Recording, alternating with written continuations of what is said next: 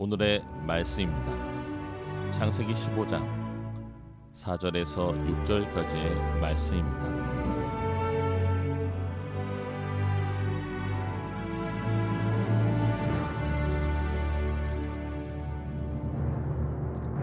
여호와의 말씀이 그에게 임하여 이르시되 그 사람이 내 상속자가 아니라 내 몸에서 날 자가 내 상속자가 되리라 하시고 그를 이끄고 밖으로 나가 이르시되 하늘을 우러러 무뼈를 셀 수 있나 보라. 또 그에게 이르시되 내 자손이 이와 같으리라. 아브라함이 여호와를 믿으니 여호와께서 이를 그의 의로 여기시고. 감사합니다. 오늘은 박수 한번 칠까요? 참으로 더운 날입니다. 그럼에도 불구하고 오직 하나님의 사랑 의지하여 이 자리에 함께 모여 변함없이 하나님 예배하시는 여러분 모두를 주님의 이름으로 환영합니다. 가볍게 양옆에 있는 분들과 함께 인사 나누시죠. 주의 이름으로 사랑합니다. 환영합니다. 우리는 믿음의 사람 아브라함의 인생을 함께 따라가며 하나님께서 그의 삶에 담아놓으신 믿음의 정의와 비밀들에 대하여 함께 차근히 살펴가고 있습니다. 오늘은 믿음으로 살다 6번째 시간, 믿음은 조건을 영원으로 바꿉니다 라고 하는 제목으로 저와 여러분을 향하신 하나님의 말씀, 그 마음 살피도록 하죠. 우리는 예수 그리스도께서 나의 구주 되심을 믿습니다. 타이밍을 놓치셨죠? 다시 한번 고백합니다. 우리는 예수 그리스도가 나의 구주 되심을 믿습니다. 그분만이 나의 구원자 되심을 저와 여러분이 믿기에 오늘 이 시간 이 자리 날씨와 상관없이 하나님을 예배하기 위하여 우리가 함께하고 있는 것입니다. 그런데 참으로 이상한 것이 우리 모두가 예수 그리스도를 나의 구주로 영접하고 그 믿음을 고백하고 또 이렇게 주일이 되면 우리가 함께 모여서 하나님을 동일하게 예배하고 있음에도 불구하고 우리의 삶의 현장에 하나님의 약속의 말씀이 성취되어지는 경험도와 그 강도가 천차만별이라는 것이죠. 어떤 분은 예수를 믿고 그 예수를 믿는 믿음의 증거와 간증이 가득 흘러 넘치는 분들이 계시는가 하면 어떤 분들은 같은 예수를 고백하고 믿고 있음에도 불구하고 그 예수의 일하심의 흔적이 희미하게 나타나서 좌절하는 분들이 계십니다.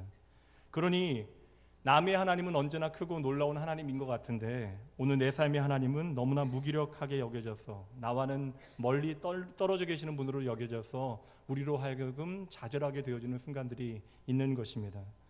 우리는 이 자리에 모여서 함께 같은 공간 안에서 같은 하나님을 예배하고 있지만 우리 모두에게 하나님의 약속의 말씀이 성취되어지고 이루어지는 경험이 같지는 않다라는 것입니다. 그리고 여기는 분명 어떠한 이유가 있을 것이고 이것이 바로 오늘 우리가 함께 나누려고 하는 말씀의 주제가 되어집니다. 사랑하는 성도 여러분, 여러분의 삶의 현장에 하나님의 언약의 말씀들이 끊임없이 성취되어지는 복된 인생 되어지기를 주님의 이름으로 축복합니다.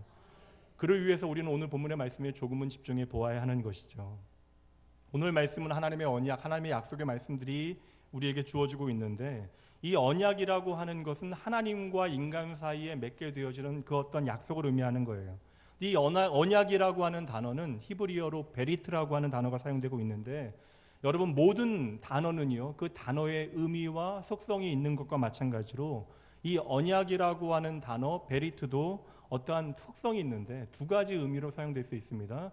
조건적인 언약의 의미로도 사용될 수 있고요. 영원한 영속적인 언약의 의미로도 사용될 수 있다는 것이에요. 보통 우리가 우리의 삶 가운데 경험하게 되어지는 약속이라고 하는 것은 여러분 조건적이잖아요. 가령 예를 들어보면 아빠가 기말고사를 앞둔 아들에게 말합니다. 만약에 기말고사에 네가 10등의 성적이 오르면 새로운 스마트폰을 내가 하나 사줄게. 그런데 만약에 시험이 끝나고 보니까 9등이 올랐어요. 어떻게 합니까 여러분? 사줘요. 너그러운 부모님이시네요. 9등이 오르면 여러분 약속대로 안 사줘도 되잖아요. 그렇게 생각해 보면 10등 오르는 것보다는 9등 오르는 게 낫습니다. 돈이 붙잖아요. 이처럼 약속이라고 하는 것은 물론 그 약속에 부모 자식 간의 약속에는 언제나 긍휼이라고 하는 자비라고 하는 플러스 요소가 있긴 하지만 이렇게 이 땅의 대부분의 약속에는 조건이라고 하는 것이 언제나 붙게 되어집니다. 예수님께서 주신 말씀 한 구절 보도록 하죠. 마태복음 6장 33절 말씀이에요. 이 말씀 함께 읽어봅니다. 그런즉 너희는 먼저 그의 나라와 그의 의를 구하라. 그리하면 이 모든 것을 너희에게 더하시리라. 아멘. 너의 삶의 모든 건 내가 책임져 줄게라고 하나님의 약속의 말씀에 그 앞에 보니까 어떠한 조건이 붙어요. 어떠한 조건이 붙습니까? 먼저 그의 나라, 하나님의 나라와 하나님의 의를 먼저 구하라. 하나님의 약속의 성취 앞에 그 어떤 컨디션, 조건이 붙고 있다는 것이죠. 근데 여러분, 하나님의 언약의 약속의 말씀들을 우리가 차근히 살펴보면 언제나 조건적이지 않다라고 하는 사실을 발견하게 돼요. 도리어 하나님의 언약의 말씀은 조건적일 때보다 영속적인 의미, 영원한 의미를 갖게 되어질 때가 훨씬 더 많이 있습니다. 그리고 하나님의 사람에게 주어진 언약의 약속이 처음에는 조건적인 약속으로 보여졌는데 잘 살펴보면 어느새 영원한 언약의 말씀으로 바뀌어져 있는 것을 우리는 확인하게 되어집니다. 영원한 언약이라고 하는 것은요, 말 그대로 무조건적이라는 것이죠. 그래서 그 약속의 대상이 조금 부족하고 모자라다 하더라도, 때로는 하나님을 떠나 살아가는 것처럼 보여진다 할지라도 그것과 상관없이 하나님께서는 영원히 그의 삶 가운데 그 약속을 성취하신다, 이루신다라고 하는 약속이 바로 영속적, 영원한 언약이 되어지는 것입니다. 신앙생활 한지 여러분들 동일하게 앉아 계셔도 다들 차이가 있기 때문에 여기까지 따라오기가 조금 벅찬 분들이 계실 수 있을 것 같아요. 괜찮아요. 어렵지 않습니다. 그럼 간단한 질문으로부터 다시 한번 이어가 보도록 하죠. 여러분들은 조건적인 언약이 좋으시겠습니까? 하나님의 자녀라면. 영원한 언약이 좋으시겠어요? 영원한 언약이 좋은 것이죠. 여러분이 아들이시라면 평균 10점이 올라야 핸드폰을 바꿔주는 아빠가 좋겠습니까? 아니면 성적이 떨어져도 핸드폰을 바꿔주는 아빠가 좋겠습니까? 아들의 입장이라면. 그것과 상관없이 핸드폰을 바꿔주는 아버지가 좋겠죠. 그런데 여러분, 이처럼 약속에는 그 어떤 조건이 없으면 최고의 약속이 되어지지만 대부분의 약속들, 모든 약속에는 어떠한 조건이 붙을 수밖에 없다는 것이죠. 근데 오늘 본문의 말씀은요, 조건적이었던 하나님의 약속이 어느새 영원한 하나님의 약속으로 바뀌는 장면을 우리에게 보여주고 있습니다. 자, 오늘 말씀은 아브라함을 찾아오신 하나님의 말씀인데요, 하나님께서 아브라함에게 계속해서 하시는 말씀이 있습니다. 성경에 보면 12장에서 22장까지 10번 넘게 하나님께서 동일한 약속을 다양한 변주국과 같이 그의 삶 가운데 말씀해 주시는데, 오늘 아브라함을 찾아오신 하나님의 약속의 말씀이 무엇입니까? 아브라함아, 너의 몸에서 후사가 나게 되어질 것인데 그 후사로부터 이 땅에 너의 자손이 하늘의 별과 같이 바다의 모래와 같이 많아지게 될 거야 라고 말씀을 해주시는데, 이 언약의 약속이 처음에는 조건적으로 보이는데 17절 말씀에 보면 영원한 언약으로 바뀌게 되어집니다. 말씀 보도록 하죠.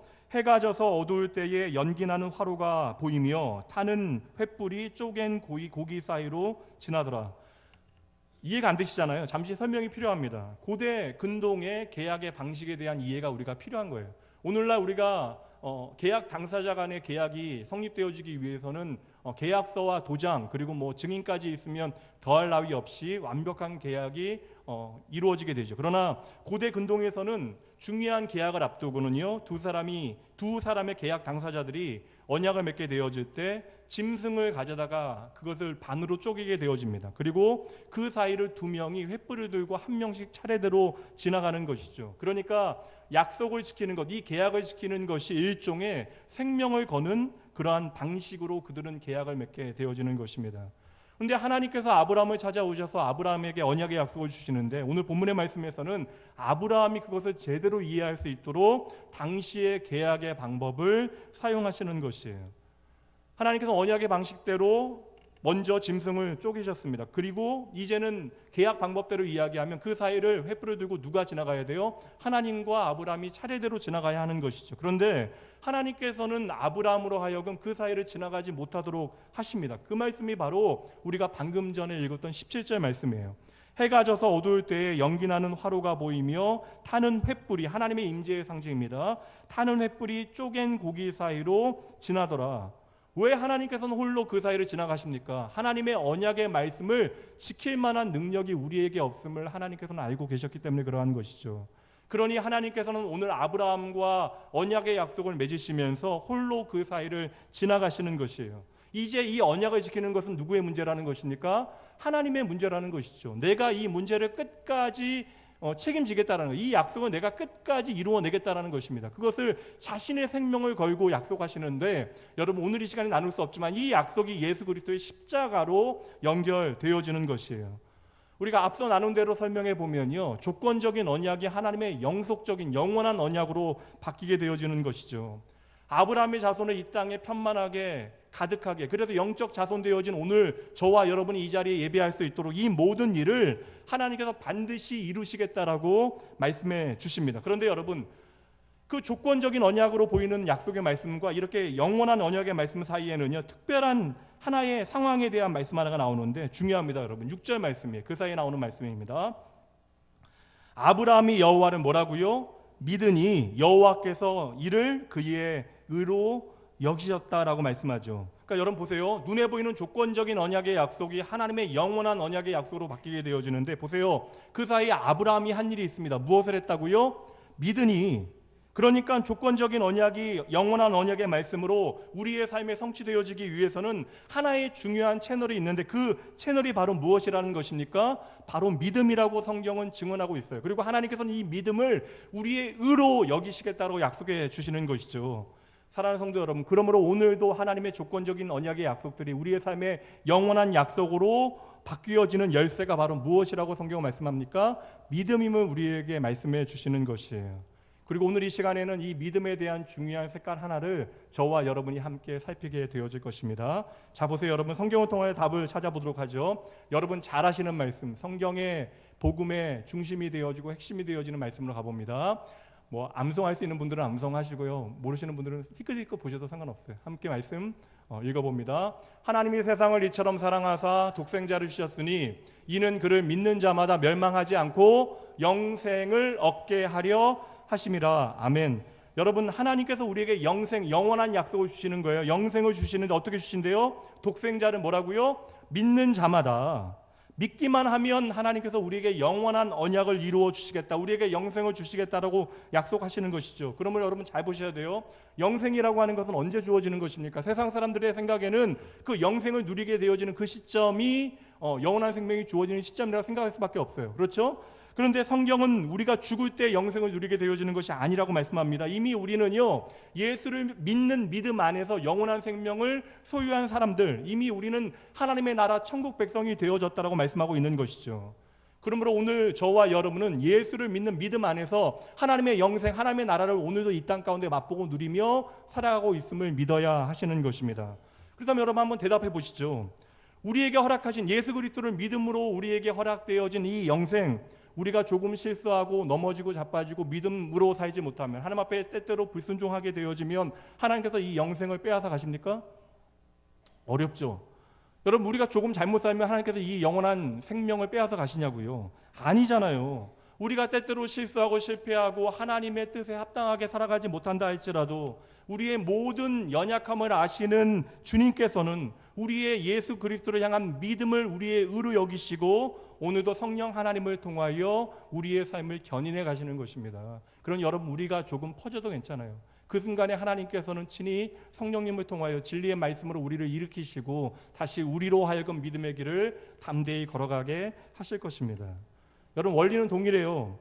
독생자 예수 그리스도를 믿으면 이것은 조건이잖아요. 그러니까 주님의 약속은 영원한 약속이지만 우리의 눈에 보이기에는 예수 그리스도를 믿으면은 조건으로 보여집니다. 그런데 이 조건이 충족되어지면 영원한 언약이 되어지는 영생, 하나님의 나라를 우리에게 주신대요.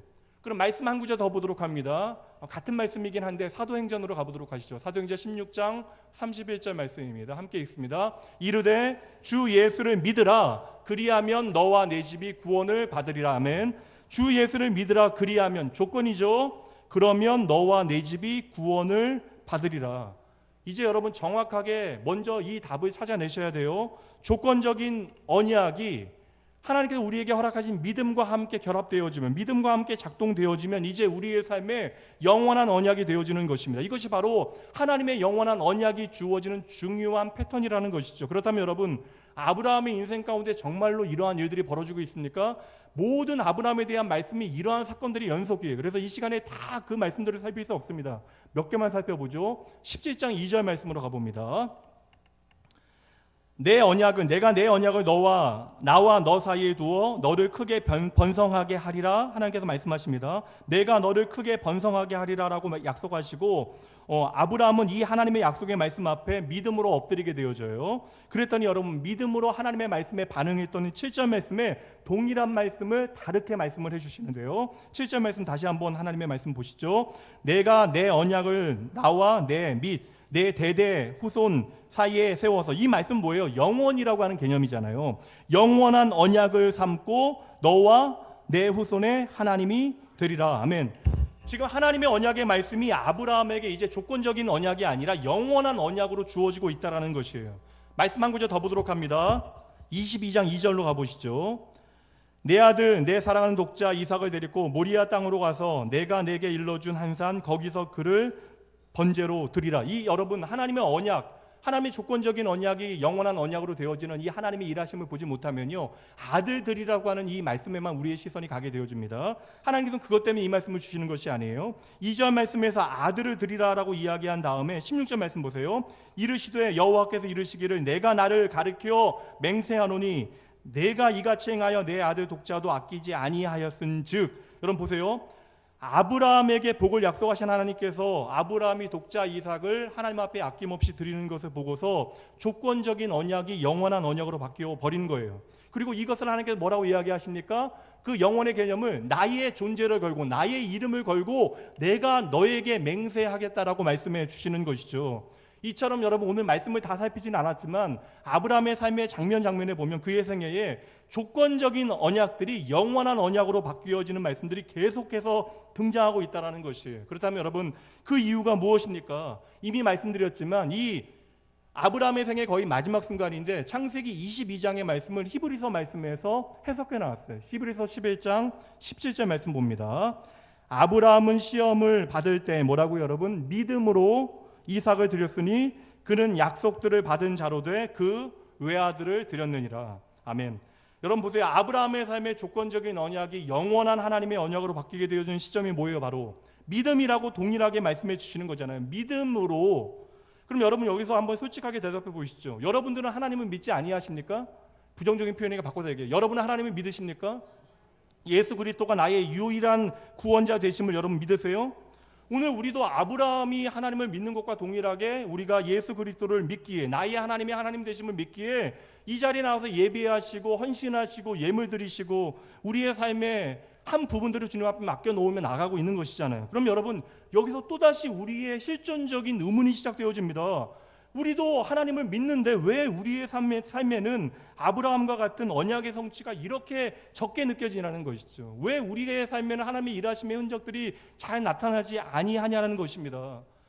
여러분, 멀리 아브라함까지 갈 필요 없어요. 같이 신앙생활하는 왜 저 장로님에게는, 저 권사님에게는 하나님의 역사하심이 이렇게 놀랍게 감사하게 드러나고 있는데 왜 내 삶에는 하나님의 그 인자신 손길이 이처럼 느껴지지 않는단 말이냐? 그것이 우리의 고민 아닙니까? 그렇다면 여러분, 성경에 하나님은 신실하신 하나님, 미쁘신 하나님, 거짓말하지 아니하신 하나님, 그렇게 하나님을 우리에게 소개하고 있는데, 그러면 여러분, 하나님의 말씀 자체가 문제가 되어지는 거예요? 하나님의 언약 자체가 문제가 되어지는 것입니까? 아니라고 말씀드렸잖아요. 그럼 여러분, 하나님께 문제가 없다면 여러분 누구에게 문제를 찾아야 하는 것이죠?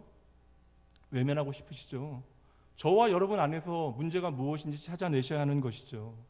우리가 아브라함과 같이 동일하게 하나님을 믿는다라고 고백하고 있지만 내가 믿는다라고 하는 그 믿음과 아브라함이 믿었던 그 믿음 사이에는 우리가 놓치고 있었던 어떤 믿음의 격차, 믿음의 차이, 그 믿음의 간극이 있었다라는 것입니다. 그렇다면 오늘 하나님을 기쁘시게 했던 하나님의 마음의 아빠였고 하나님께 인정받았던 아브라함의 믿음이 어떠한 믿음인가? 아브라함의 믿음의 색깔 하나를 집중하여 그 답이 무엇인지 찾아보도록 하시죠. 이제 그 하나의 믿음의 정의를 찾아보도록 할 것입니다. 오늘 증명할 믿음의 정의는 바로 이것입니다. 따라해 보시죠. 아브라함의 믿음은 행동하는 믿음입니다. 다시 한번 따라해 주십시오. 아브라함의 믿음은 행동하는 믿음입니다. 다시 창세기 12장 말씀, 아브라함을 가장 먼저 찾아오신 하나님의 말씀으로 가보도록 하죠. 12장 1절 2절 말씀에 보면요, 내가 너를 통하여 큰 민족을 이루게 하겠다, 내가 너를 복의 근원 삼아 주겠다, 하나님께서 약속해 주세요. 그러면서 하시는 하나님의 특별한 조건이 있습니다. 뭐예요? 가장 먼저 하신 말씀, 고향, 친척, 아버지 집을 떠나 내가 너희에게 보여준 그 땅으로 가라. 그러니까 떠나서 가라라고 하는 것이 조건의 말씀으로 주어지는 거예요. 근데 그 조건의 말씀으로, 조건적 언약의 말씀으로 주어진 것이 어느새 영원한 언약의 말씀으로 아브라함에게 다시 주어지게 되어지는데, 여러분 그 중간에 아브라함의 믿음이 무엇인지가 등장해요. 이 말씀이 주어진 다음에 4절 말씀에 보면, 이에 아브라함이 여호와의 말씀 뭐라고요? 따라갔고. 여러분, 그러므로 아브라함의 믿음은 우리의 생각하는 믿음과는 조금 달라요. 아브라함의 믿음은 생각하는 믿음이 아니었다라는 것입니다. 물론 여러분, 믿음이라고 하는 것은요, 생각함을 통하여 깨닫는 것이 중요합니다. 믿음은 여러분, 그 믿음을 알고 깨닫고 생각하고 묵상하는 것 참으로 중요한 요소가 되어져요. 우리가 그래서 말씀을 들으면서 그 말씀에 아멘이라고 화답하는 것도 참으로 귀하고 아름다운 일입니다. 근데 여러분, 오늘 말씀이 믿음의 조상으로 믿음이 시작되어지는 그 시점에 아브라함을 통하여 보여주는 믿음의 색깔은요, 들었다, 입으로 시인했다, 아멘했다, 고백했다와 같이 생각과 관념의 그 차원에 머무는 믿음이 아니라 뭐라고 이야기합니까? 아브라함의 믿음을 소개할 때 따라갔대요. 그가 움직였고 그가 행동했다라고 말씀하고 있는 것입니다. 이처럼 하나님의 말씀에 그가 따라갔던 그의 믿음은요, 움직이는 믿음이었다라는 것이죠. 그래서 여러분, 성경 말씀 12장부터 22장까지 아브라함의 믿음에 대하여 성경이 우리에게 소개해 줄 때 아브라함이 생각해봤다, 아브라함이 고민해봤다 하는 말씀은 전혀 한 번도 나오지 않아요. 그래서 언제나 하나님께서 말씀하시고 그 하나님의 말씀에 믿음으로 순종했던 아브라함의 모습은요, 그 모든 믿음의 표현을 동사의 형태로 우리에게 보여주고 있다는 것입니다. 그것이 12장 말씀에서는 따라갔다라는 말씀이 되어지는 것이죠. 이처럼 아브라함은 자신의 믿음을 자신의 삶을 통하여 증명해냈던 것입니다. 정말 그런가 한번 살펴보도록 하죠. 이 믿음의 원리를 통해서 보면 이 14장 말씀, 창세기 14장 말씀도 잘 이해가 되실 거예요. 아브라함이 하나님의 말씀을 듣고 약속의 땅, 하나님께서 명하신 그 땅으로 갑니다. 그 땅이 헤브론 마므레예요. 그래서 그 헤브론 마므레에 거주하게 되어지는데, 이 마므레라고 하는 것은 헤브론의 족장의 이름입니다. 그리고 그의 형제들의 이름이 함께 등장하고 있어요, 14장에. 여러분, 성경에 뭐 이방인의 그 작은 족장들까지 이름을 소개할 필요가 뭐가 있겠어요. 그러면서 아브라함이 그 족장들과 동맹을 맺었다라고 하는 성경의 기록이 중요하게 처음에 위치하고 있어요. 이와 같이 성경에서 아브라함에 대하여 우리에게 증명해 주고 있는 것은, 아브라함의 집에 318명의 사람이 있었는데 그 가솔들 가운데 그들을 집에서 열심히 군사로 훈련시키는 장면이 나옵니다. 다시 말하면 자신의 식솔들이 전쟁을 치를 수 있는 군사들로 훈련되어진 것입니다. 여러분, 그러면 왜 14장 말씀에 이 말씀이 기록되어져 있는가를 생각해 보셔야죠. 우리가 여러분 사과를 심으면 뭐가 납니까? 어려워요. 배가 나오잖아, 배가. 여러분, 사과 묘목을 심으면 뭐가 나오죠? 사과가 나오잖아요. 그러니까 여러분, 농부가 사과를 심으면 사과 묘목을 심으면 사과가 나온다라고 하는 사실을 믿는 믿음이 있기 때문에, 여러분, 농부는 그때로부터 그곳에 물을 대고요, 비료를 대고 가지치기를 하고 병충해를 막기 위하여 수고하고 노력하는 그러한 땀을 흘리게 되어지는 것입니다. 왜 그래요? 반드시 심고 가꾸면 때가 되어지면 열매를 맺는다라고 하는 믿음이 그에게 있기 때문에 그러한 것이죠. 아브라함은 이 땅을 너와 너의 자손에게 주겠다라고 하는 하나님의 약속의 말씀을 믿었습니다. 그래서 이 헤브론 땅, 헤브론 마므레까지 나를 인도하신 분이 하나님이심을 믿고 그 땅에 거주하게 될 그때에 아브라함이 거주하면서 시작한 일이 무엇이에요? 하나님께서 이 땅을 내게 주시겠다 약속하셨으니 이때부터 이제 아브라함은요, 이 땅을 하나님께서 내게 주신 땅으로 믿고 그 땅을 지키기 시작한 거예요. 그래서 믿음으로 아브라함이 물을 주고 가지를 치고 비료를 대기 시작한 것입니다. 그래서 자신의 집에 318명의 식솔들을 군인으로 훈련시켜서 전쟁을 치를 수 있는 그러한 준비를 한 것이고요. 그리고 내가 홀로 이 하나님의 약속의 땅을 지켜낼 만한 능력이 안 되니 그 땅에 함께 살고 있는 부족들과 동맹을 맺게 되어진 것입니다. 그러므로 여러분, 하나님의 약속의 말씀을 믿었잖아요. 하나님의 약속의 말씀을 믿고 헤브론 땅까지 갔지만 아브라함의 믿음은 그냥 앉아서 주저앉아 기도만 하고 있는 믿음이 아니었다라는 것입니다. 여러분, 기도의 본질이 무엇인지 아셔야 돼요. 하나님께서 주신다라고 약속했으니 내가 그 약속의 말씀을 확실하게 진정으로 믿습니다라고 하는 그 믿음으로 아브라함이 한 구체적인 일이 무엇입니까? 군사를 준비한 거예요. 내가 할 수 있는 최선을 다한 거예요. 그리고 동맹을 맺어서 땅을 지킬 준비를 했던 것이죠. 여러분, 이 준비가 됐기에 지난주 나눈 대로 그 318명을 이끌고 그 북쪽 동맹군들과 함께 싸워서 승리하게 되어지는 하나님의 역사가 나타나게 되어진 것입니다. 그러므로 여러분, 아브라함의 믿음은 추상적이고 관념적인 생각에 머무는 믿음이 아님을 우리가 봐야 되는 거예요.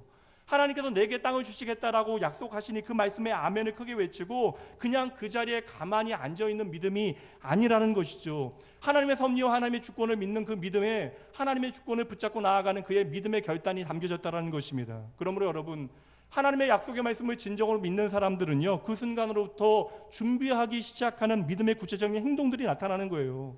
여러분, 믿어지면 그 믿음의 증거로 우리의 감정 안에 생기는 일들이 무엇이에요? 확신이 생기잖아요. 그 확신이 생기면 우리의 내일에 대한 두려움이 사라지게 되어집니다. 내가 염려할 필요가 없는 거예요. 왜요? 하나님께서 내게 약속하셨으니 우리는 더 이상 염려할 필요가 없는 것이죠. 그러니 여러분, 성도의 삶에 믿어지는 은혜가 얼마나 놀라운 하나님의 은혜인가를 여러분 기억하셔야 하는 것입니다. 그리고 이 믿어지는 은혜를 통하여 우리는 담대하게 우리의 믿음의 여정을 하나님 앞에서 걸어가게 되어지는 것이죠. 하나님의 약속이 반드시 이루어짐을 믿게 되어지니까 그때로부터 내가 할 일은 그 약속의 말씀을 단단히 붙잡고 오늘 정직한 수고의 땀을 흘리는 것이죠. 여러분, 이 노력은 세상 사람들의 노력과는 다른 것이에요. 하나님을 믿는 믿음으로부터 출발하고 있는 것입니다. 세상 사람들의 노력은 내일에 대한 염려와 근심으로부터 시작되어지는 최선의 노력이라면 우리의 노력은 도리어 나의 내일에 대한 하나님의 일하심에 대한 확신 가운데 시작되어지는 그 정직한 최선이니 여러분, 출발부터 다른 것이에요. 여러분, 열매에 대한 믿음이 없으면요 결코 씨 뿌리고 물 주고 수고하여 가꾸지 않는 것입니다. 말씀 한 구절 더 보도록 하죠. 창세기 17장 말씀으로 가봅니다. 7절 말씀이에요. 내가 내 언약을 나와 너 및 너 대대 후손 사이에 세워서 영원한 언약을 삼고 너와 내 후손의 하나님이 되어줄게 라고 하나님께서 약속해 주세요. 이 언약이 아브라함에게 주어질 때에 조건이 하나 붙게 되어져요. 여러분, 12절 말씀이 조건이에요.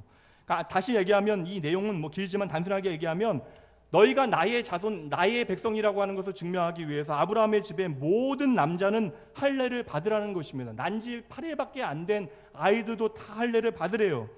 이 말씀을 하나님께서 맞추시고 떠나가셨다라고 22절 말씀에서 증언한 다음에 하나님께서 이제 22절까지 그 모든 말씀을 하신 다음에 23절, 하나님이 떠나가신 후에 아브라함이 어떠한 반응을 보이는가에 대한 말씀이 나오는데 23절 보시죠. 이에 아브라함이 하나님이 자기에게 말씀하신 대로 이날에 그 아들 이스마엘과 집에서 태어난 모든 자와 돈으로 산 모든 자 곧 아브라함의 집사람 중 모든 남자를 데려다가 그 표피를 베었으니, 여러분 보세요. 17장 말씀에 하나님의 말씀이 주어졌을 때 아브라함이 아멘 했다라고 하는 말은 한 번도 나오지 않아요. 아브라함이 기도해보고 순종했다는 말씀도 안 나옵니다. 아브라함이 생각해보고 이해되어지니 행동했다라고 하는 말씀도 없어요. 하나님께서 말씀하시니 23절 말씀에 이날에, 26절 말씀에 다시 한번 그날에, 그러니까 하나님의 말씀이 아브라함에게 주어지고 이 말씀이 하나님의 약속의 말씀인 것을 아브라함이 믿게 되어지니 뭐라고요? 그 즉시로 말씀대로 할례를 행하게 되어졌던 것이죠. 그날에요. 그랬더니 하나님께서 영원한 하나님의 언약을 다시 한번 아브라함에게 확인해 주시고 아브라함뿐만 아니라 그 자손의 삶 가운데 그 언약을 성취해 주셨던 것입니다. 사랑하는 성도 여러분, 오늘도 우리에게 하나님의 약속의 말씀들이 얼마나 많이 주어지고 있습니까? 여러분들 얼마나 많은 예배에 참석하시고 또 얼마나 많은 말씀을 듣고 읽고 묵상하십니까? 근데 왜 우리의 삶에는 하나님의 언약의 약속들이 더디게 이루어지는 것처럼 여겨지는 것이에요? 다시 말하면 왜 하나님의 약속의 말씀들이 내 삶에는 이루어지지 않는 것처럼 여겨지십니까? 여러분, 이유가 다른 데 있지 않다라는 것이에요. 오늘 아브라함을 통하여 하나님께서 믿음이 무엇인가를 우리에게 정의해 주시는데 하나님께서 보여주시는 이 믿음의 정의와 오늘 우리가 살아가는 실전적인 믿음의 정의가 다르지 않은지 말씀을 통하여 점검해 보셔야 하는 것이죠. 여러분, 믿음이라고 하는 것은 우리의 입술의 고백을 통하여 소리를 높여 아멘이라고 말하는 것으로 끝나는 것이 아니래요. 우리가 고민하고 이해하고 깨닫고 결단하는 것 참으로 중요한 일이지만 아브라함의 믿음은 그것을 뛰어넘는 것임을 우리에게 말씀해 주시는 것입니다. 아브라함은 도리어 아멘이라고 하는 말 하지 아니하잖아요. 아멘이라고 하는 고백과 함께 순종의 이유에 대하여 거창하게 설명하지도 않습니다. 그저 하나님의 말씀이 내게 주어지고 그 말씀이 믿어지니까 그 즉시로 그날에 아브라함의 삶에는 뭐라고요? 순종의 동사들만이 계속되어지고 있는 거예요. 말씀 한 구절 더 보도록 할게요. 22장으로 다시 한번 가보시죠. 2절이요. 여호와께서 이르시되 내 아들 내 사랑하는 독자 이삭을 데리고 모리아 땅으로 가서 내가 내게 일러준 한 산 거기서 그를 번제로 드리라. 얼마나 고민할 만한 내용입니까? 그런데 아브라함이 생각하지 않았다라는 것이 아니라 하나님께서는 이것이 믿음의 어떠한 본질을 보여주기 원하시는가를 우리에게 펼쳐줘 보여주셔야 하기 때문에 그러한 내용들을 생략하시고 바로 아브라함의 어떠한 믿음의 형태를 보여주시는데, 이 말씀을 조금 건너뛰어서 보면 하나님께서 또다시 이렇게 말씀하십니다. 이 말씀 주시고 모리아산에 도착했는데 갑자기 16절 말씀에 이르시되 여호와께서 이르시기를 내가 나를 가르쳐 맹세하노니, 하나님께서 주신 약속에 대하여 다시 한번 맹세를 해주시는 거예요. 앞에서 드려졌던 조건적 아들 바치면 내가 너에게 영원한 약속 지켜줄게, 그렇게 얘기하셨는데 16절 말씀에 뭐라고 이야기합니까? 내가 나를 가르쳐 맹세한다. 나의 존재를 걸고 나의 생명을 걸고 너에게 약속한다. 여러분, 하나님께서 자신의 생명을 거신다라는 것이 얼마나 어불성설 말이 되지 않는 말입니까? 그러나 하나님은 자신의 존재를 걸고 이 약속이 영원한 하나님의 약속으로 반드시 너와 너의 자손의 삶 가운데 이루어진다라는 사실을 약속해 주시는 것이죠. 그 앞서 주신 조건적인 언약을 이제 영원한 언약의 형태로 아브라함에게 확신시켜 주시는 것입니까? 왜 아브라함의 삶에는 이렇게 하나님의 언약의 성취가 계속해서 나타나냐고요. 그럼 여러분, 그 사이에 어떠한 일이 벌어지고 있는가를 말씀을 통해서 살펴봐야죠. 여러분, 3절 말씀부터 제가 이 시간 벌어진 일에 대하여 간단하게 설명드릴게요. 3절 말씀에 보면 세 가지 동사가 나옵니다. 아브라함이 일찍 일어났어요. 그리고 나무를 쪼개어 가지고 떠났습니다. 그리고 일러주신 곳으로 갔대요. 그리고 9절 말씀에 보면 일러주신 곳에 이르고 나무를 쌓고 나무를 벌려놓고 아들을 결박하고 제단 위에 놓고, 10절 말씀에 보면 칼을 잡고 그 아들을 잡으려 했대요. 그때 하나님께서 아브라함에게 갑자기 나타나셔서 다시 한번 자신의 존재와 이름을 걸고 맹세하십니다. 그 사이에 나타났던 아브라함의 믿음에 대한 내용은 다 뭐예요, 여러분? 다 행동에 대한 움직임을 묘사하는 동사들이죠. 기도해보고 고민해보고 갈등해보고 그러한 내용이 아닙니다. 아브라함의 믿음이라고 하는 것은 여러분 그냥 깨닫고 이해하는 수준이 아니라는 거예요. 다시 말하면 믿음이라고 하는 것은 고민하고 깨닫는 것이 중요하지 않다라는 것이 아니라 그것을 넘어서는 중요한 과정이 결론으로 나와야 한다라는 것이죠. 그래서 아브라함의 믿음은 뭐라고 설명하고 있어요? 일어났대요, 떠났대요, 갔대요, 도착했대요, 쌓고 결박하고 칼을 잡고 치려하는 그때에 모든 아브라함의 믿음이 움직임, 몸의 움직임으로 행동으로 나타나고 있는 것이죠. 이처럼 오늘 저와 여러분에게 하나님께서 보여주고 있는 믿음은 다시 한번 말씀드립니다. 행동하는 믿음이었어요. 그 모든 믿음이 동사로 나타나고 있다는 것이죠. 사랑하는 성도 여러분, 오늘도 하나님께서는 우리의 삶 가운데 주어진 모든 약속의 말씀들을 하나님의 언약의 영원한 언약의 말씀으로 이루시기 위하여 저와 여러분의 믿음을 확인하기 원하십니다.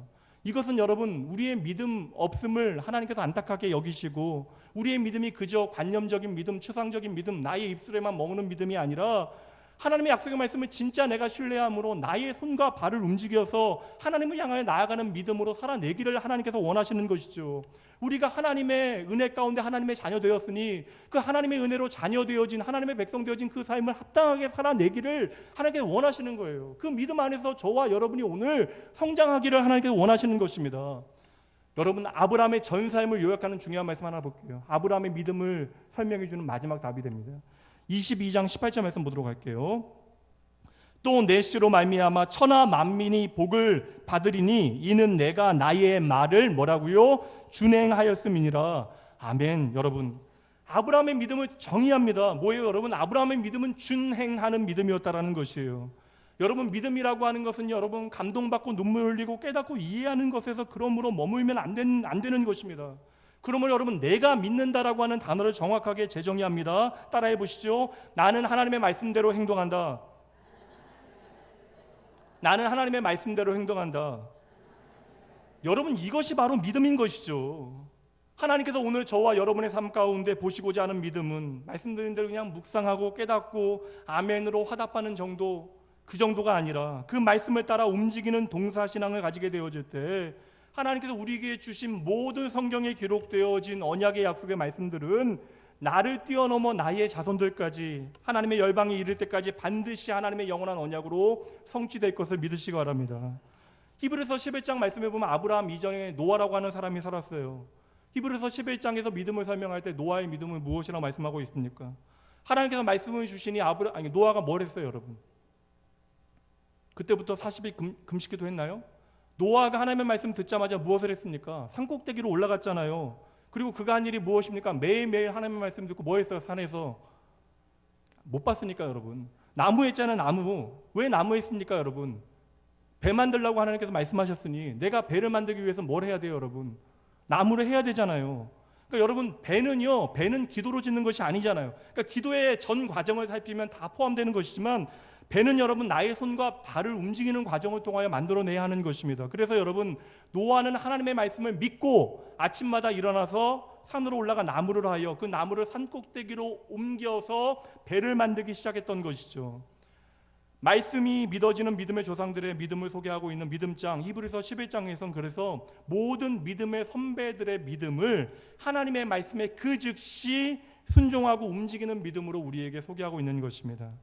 여러분, 다시 한번 처음 질문으로 돌아가 보죠. 왜 우리의 삶에는 믿음의 아름다운 결과들, 하나님의 언약이 성취되어지는 것들을 뚜렷하고 선명하게 보지 못하는 것입니까? 우리가 하나님의 말씀을 듣고 감동하는 것, 깨닫는 것, 아멘하는 것 귀한 일이에요. 저에게 가끔씩 문자 주셔가지고 말씀에 은혜 받았다라고 나누시는 것 참으로 감사한 일입니다. 그러나 여러분, 하나님께서 보시고자 원하시는 믿음은 여러분 그 다음 이야기예요. 내가 깨닫고 이해하고 감동받은 것, 그 다음에 움직이는 믿음을 하나님께서는 보기 원하시는 것입니다. 믿는다면 그 믿음을 행하여 내는 우리의 어떠한 동사의 신앙을 하나님께서 요구하시는 것이죠. 여러분, 누가 정말 말씀대로 순종할 수 있을까요? 여러분, 말씀드렸잖아요. 하나님의 말씀이 진짜 믿어지는 사람만이 순종할 수 있는 것이에요. 그러므로 여러분, 믿음이라고 하는 것은요, 순종이라고 하는 것은 믿음의 가장 확실한 열매가 되어지는 거예요. 누가 여러분 닫혀진 문을 향하여 끝까지 두들길 수 있겠습니까? 닫혀진 문을 향하여 누가 끝까지 두들기겠어요? 어려워요. 제가 질문이 너무 어려운 질문만 오늘 드려요. 누가 끝까지 문을 두들기겠, 미친 사람, 누가 끝까지 두들기겠습니까? 그 안에 사람이 있다라고 하는 사실을 믿는 사람이 끝까지 문을 두드리게 되어지는 것이죠. 여러분, 응답이 더딜지라도 하나님께서 그 살아가는 백성들의 간구하는 기도에 반드시 응답하신다는 사실을 믿는 사람은요, 그래서 그 하나님의 약속의 말씀 붙잡고 끝까지 포기하지 아니하고 기도하는 거예요. 그러므로 여러분, 성도들에게 믿음이라고 하는 것은요, 오늘의 팍팍한 현실을 이겨내는 힘이 되어지는 것입니다. 지금 엘라 골짜기에 모든 이스라엘 백성들이 군사들이 블레셋의 장군 되어진 골리앗, 거인 골리앗을 두려워 숨어 있습니다. 벌벌 떨고 있어요. 지금 골리앗이 하는 일이 무엇입니까? 이스라엘 백성들을 조롱하는 것이 아니라 도리어 여호와 하나님을 조롱하고 있어요. 그때에 형들의 도시락을 가지고 왔던 소년 다윗은 뭘 합니까? 돌멩이 몇 개 들고 골리앗 앞에 서게 되어지잖아요. 세상의 눈으로 보면 골리앗의 행동은 어떤 행동입니까? 호랑이 무서운지 모르고 짖고 있는 하루 강아지잖아요. 근데 여러분, 유일한 골리앗의 당당함의 이유가 무엇이에요? 성경이 설명하고 있는, 그에게 남들이 보지 못하는 믿음이 있었기 때문에 그러한 것이죠. 모두가 두려워서 숨은 그 순간에 다윗은요, 엘라 골짜기의 중심에 서신 여호와 하나님이 보인 거예요. 그러니 여러분, 그 하나님이 너무나 크게 그 중심에 서 계시니 골리앗이 더 이상 보이지 않는 것입니다. 여러분, 이것이 바로 믿음이 되어지는 것이죠. 여러분, 믿음이라고 하는 것은 당장 오늘의 현실에 눈앞에 보이는 그 배경에 우리가 좌절하지 않는 거예요. 마음 상하지 않는 것입니다. 낙담하지 않는 거예요. 우리가 잠시 연약해서 넘어졌더라도 그것에 우리가 속지 아니하는 것입니다. 믿음이라고 하는 것은 우리의 삶의 진짜 배경이 무엇인지를 보게 만드는 힘이 되어지는 것이죠. 여러분, 다시 한번 생각해 보시죠. 오늘 저와 여러분의 삶의 중심에 누가 서 계십니까? 지극히 높으신 하나님이 서 계시잖아요. 지극히 높으신 하나님, 그분이 나의 아버지 되시고 저와 여러분을 지키시기 위하여 오늘 나의 삶의 배경으로 서 계신데요. 우리가 이 아버지 하나님에 대한 믿음이 확실하다면 여러분, 우리는 그저 한 자리에 머물러 있을 수만 없는 것이에요. 이제는 그 하나님의 말씀을 믿고 내 손과 발을 움직여서 그 믿음의 증거를 세상 가운데 증명해내야 하는 것입니다. 여러분, 우리는 예수 그리스도를 통하여 하나님의 조건적인 약속이 이제 다 하나님의 영원한 약속으로 바뀌어졌습니다. 그럼에도 불구하고 우리가 생각하기에는 하나님의 언약의 약속들이 오늘도 조건적인 약속으로 존재하는 것 같아요. 그래서 내가 하나님을 좀 더 사랑하지 못해서 하나님의 뜻대로 조금 살지 못해서 이루어지지 않는 것처럼 우리는 낙담합니다. 근데 여러분, 우리가 진짜 왜 우리의 삶 가운데 하나님의 일하심을 경험하지 못하냐고요. 결국 이것은요, 우리의 믿음 없음 때문에 벌어지고 있는 일이라는 거예요. 오늘 우리의 삶 가운데 나의 믿음이 구호나 관념적인 언어나 혹은 입술의 고백으로만 존재하고 있기 때문에 그러한 것이죠. 여러분, 왜 하나님께서는 믿음의 순종을 보시면 그 즉시로 역사하시는지 아십니까? 믿음이라고 하는 것은 결국 무엇이에요, 여러분? 오늘 내가 얼마나 하나님을 신뢰하는가에 대한 증거가 되잖아요. 여러분, 우리가 하나님을 신뢰하는 것이 우리의 영원한 영생이 되어지는 것인데, 예수 그리스도를 믿는 것이 우리의 영생이 되어지는 것인데, 결국 여러분 내가 하나님을 믿노라 하는 것은 우리의 삶의 순종을 통하여 그 약속의 말씀을 얼마나 붙들고 살아가는 것을 통하여 증명되어지기 때문에 하나님께서는 반드시 우리의 순종을 통하여 오늘도 일하시는 것입니다. 그러므로 여러분 오늘도 성도의 순종은요 하나님의 축복의 통로가 되어지는 것이죠. 사도행전 6장 말씀에 보면요, 예루살렘 교회는 교회와 성도들을 섬기기 위하여 7명의 순전한 아름다운 집사님들을 세우게 되어져요. 그 중에 빌립 집사님이 있는데, 빌립 집사님은 본토 유대인이 아니라 헬라파 유대인입니다. 근데 어느 날 빌립 집사님이 하나님의 음성을 듣게 되어져, 하나님의 사명을 받게 되어집니다. 8장 26절 말씀이에요. 주의 사자가 빌립에게 말하여 이르되 일어나서 남쪽으로 향하여 예루살렘에서 가사로 내려가는 길까지 가라 하니 그 길은 광야라. 이 말씀이 하나님으로부터 주어졌더니 그 다음에 빌립 집사님이 27절 말씀을 보니까 뭐라고 이야기해요? 일어나 가서 보니. 다른 말씀 없잖아요. 우리말로 딱 7글자예요. 일어나 가서 보니. 하나님이 말씀하시니 곧바로 일어나서 가사까지 갔대요. 그러니까 일어나 가서 봤다라고 이야기하니까 우리 생각에는 그냥 너무 어렵지 않은 일처럼 보이잖아요. 그냥 석천동에서 문정동까지 가서 곧바로 에디오피아 내시를 만난 것처럼 보여집니다. 그럼 저희들도 할 만하죠. 근데 여러분 빌립이 일어나 간 거리가 여러분 140km예요. 하루에 40km씩 걸어도 여러분 4일이 걸리는, 나흘이 걸리는 그런 거리입니다. 그런데 빌립 집사님은 하나님의 말씀이 그에게 주어지자마자 곧장 일어나서 갔대요. 왜요? 이것이 나에게 주신 하나님의 말씀이기에 그 말씀에 약속을 믿고 그가 순종하게 되어졌던 것이죠. 처음에 보니까 누구를 만나라고 하는 말씀도 없어요. 그냥 가라는 말씀밖에 없어요. 그럼에도 불구하고 그 말씀에 즉시로 순종합니다. 그를 통하여 하나님께서 한 이방인 에디오피아 내시를 구원해 내게 되시는 것이죠. 단 한 명이요, 여러분. 근데 여러분 그 상황을 겪고 쉬운 상황이 아니에요. 지금 예루살렘 교회에 어떠한 일이 벌어졌는데요.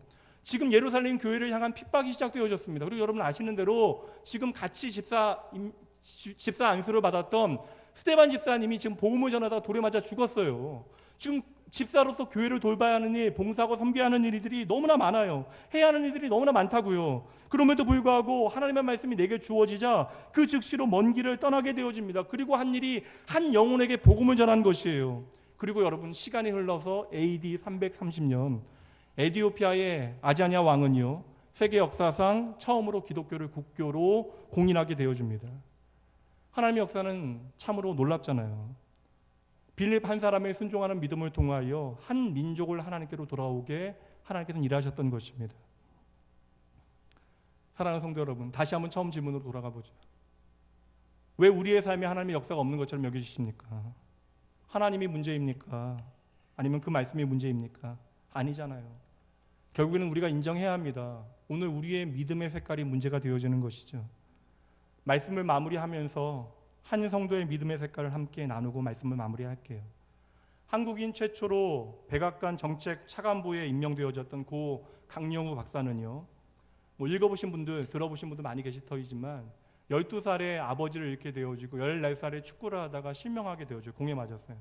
그리고 그 충격으로 어머니가 세상을 떠나게 되어지고요. 당시 17살이었던 누나는 고등학교를 중퇴해야 됩니다. 왜요? 세 동생들을 돌봐야 하니까. 그래서 봉제 공장에 취직하여서 동생들을 돌보기 위하여 밤낮으로 일을 하게 되어져요. 그러다가 과로로 2년 만에 세상을, 19살의 꽃다운 나이에 세상을 떠나게 되어져요. 소년 강영우는요, 눈이 먼 것뿐만 아니라 부모를 잃고 나를 지탱해 주었던 사랑하는 누나를 잃는 그런 엄청난 충격의 사건 가운데 끊임없이 들어가게 되어졌던 것이죠. 그의 삶의 수많은 이야기들은 다 건너뛰도록 할게요. 제가 이야기하고 싶은 것은 이분이 평생 감당하기 어려운 장애를 가지고 그럼에도 불구하고 그 과정 가운데 주님을 만나게 되어져요. 청소년 때. 그리고 평생 그가 붙잡고 살았던 한 말씀이 있습니다. 책에도 나와요. 로마서 8장 28절 말씀이에요. 이 말씀 함께 읽어보도록 하죠. 로마서 8장 28절 함께 읽습니다. 우리가 알거니와 하나님을 사랑하는 자 곧 그의 뜻대로 부르심을 입은 자들에게는 모든 것이 합력하여 선을 이루느니라. 아멘. 내가 도무지 극복할 수 없는 장애, 그리고 가정 형편에도 불구하고 나를 만나주신, 나를 사랑하신 하나님에 대한 확신 가운데 이 말씀 붙들고 그는 평생을 살았습니다. 그래서 여러분 청소년 때 예수 그리스도 만나고 합력하여 선을 이루시는 하나님 고백한 다음에 그가 무엇을 했을까요?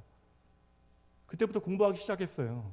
맹학교에 진학해서 낮에는요 안마깃을 배우고요. 밤에는 점자를 배웠습니다. 도무지 그 어떤 소망이 보이지 않는 그때에도 반드시 하나님께서 이 모든 일을 통하여 하나님의 선하신 일을 합력하여 선을 이루시는 일이 내게 있을 거야 라고 하는 사실을 확신하면서 그분 말씀대로 말씀 붙잡고요. 밤낮으로 공부했대요. 열심히 공부했대요. 그리고 홀로 여러분 장애를 가지고 있음에도 불구하고 검정고시에 합격하게 되어집니다. 그리고 여러분 연세대학교에 들어가요. 아이고, 연세대학교는 그냥 들어가는 학교니까 여러분. 청소년 강영우는요. 하나님은 그의 선하신 뜻 가운데 반드시 살아가는 자녀의 삶 가운데 합력하여 선을 이루신다라고 하는 사실을 믿고요. 그가 한 일이 무엇이에요? 그 믿음 가운데 마음을 다하고 뜻을 다하고 힘을 다하여 열심히 공부했다라는 것이죠. 그리고 하나님께 허락하신 돕는 손길을 통하여 유학길에 오르게 되어지고요. 박사학위를 받게 되어져요. 그러나 여러분 오랜 세월 또 박사학위를 받은 후에 교수 임용에서 계속해서 탈락하게 되어집니다. 기회를 얻을 수가 없어요. 그리고 임용 탈락의 이유는 이러합니다. 보지 못하는데 대학원생들과 박사과정생들의 논문을 지도할 수 없다라고 하는 이유가 되어지는 것이죠. 사실 오늘날에는 사실 좀 어려운 일인데 이때 아내와 함께 강영우 박사가 함께 하나님 앞에 기도했던 내용이 이렇습니다. 계속되는 임용 탈락까지도 하나님의 선하신 계획 속에 있음을 믿습니다. 주신 말씀대로 반드시 합력하여 선을 이루실 하나님을 믿습니다. 하나님, 제가 포기하지 아니하도록 그 날을 기다릴 수 있도록 함께하여 주시옵소서. 그러면서 강영호 박사가 자기가 평생 놓지 않은 이 말씀 붙잡고 놓지 않았던 세 가지가 있대요. 3P라고 이야기하는데 첫 번째는 pray, 기도, 그다음에 두 번째는 patience, 인내, 세 번째는 pray, 찬양. 근데 여러분 잘 보세요. 기도와 인내와 찬양은요. 믿음을 통하여 맺어지는 열매들이잖아요. 이렇게 기도하고 인내하며 하나님의 약속을 믿고 찬양하며 하나님께서 길을 여실 때까지 그날을 위하여 최선을 다하여 그는 준비했대요. 여러분 무엇을 믿었습니까? 합력하여 선을 이루시는 하나님에 대한 약속의 말씀을 확신하고 그 언약의 약속의 말씀이 내 삶에 성취되어질 것을 믿으며 동사의 신앙으로 정직한 최선을 다하여 살아갈 때 그 말씀하신 살아계신 하나님께서 그 약속을 성취하심이 그의 삶 가운데 나타났던 것입니다. 2012년 12월에 강영우 박사께서 소천하게 되어지셨는데 그때의 교회 성도들에게 유언으로 남긴 말씀이 있어요. 그 마지막에 좀 췌장암으로 고통 가운데 세상을 떠나게 되셨는데 그때 하신 말씀이 이것입니다. 나는 고통 속에서도 주님을 보았고 절망 속에서도 주님의 음성을 들었습니다. 나의 어린 날의 실명은 장애가 아니라 하나님의 축복의 도구였습니다. 나는 비록 두 눈을 잃었지만 나는 누구보다 행복했고 축복된 삶을 살았습니다. 예수 그리스도의 십자가를 통하여 하나님의 영원한 언약의 자녀 되어진 사랑하는 낙원교회 성도 여러분, 우리 하나님은 그 언약의 약속을 반드시 지키시는 분임을 저는 믿습니다. 하나님께서 오늘도 저와 여러분의 믿음을 통하여 당장 눈에 보이는 조건적인 언약의 약속들을 영원한 언약의 말씀으로 저와 여러분의 삶의 현장에 반드시 성취해 주실 것을 믿습니다. 사랑하는 성도 여러분, 그러므로 반드시 기억하셔야 합니다. 여러분 잊으시면 안 돼요. 진정 여러분의 인생 가운데 가장 먼저 붙잡아야 하고 여러분의 인생의 시간 가운데 가장 먼저 인생을 투자하여야 하는 것은 바로 하나님의 약속입니다. 그 약속 붙잡고 여러분의 삶의 구체적인 믿음의 내용으로 여러분의 손과 발을 움직여 하나님의 약속을 오늘 여러분의 삶의 현실로 만나게 되어지는 여러분 모두가 되어주시길 주님의 이름으로 축복합니다. 이 시간 그 믿음 하나님 앞에 고백하며 찬양하시죠.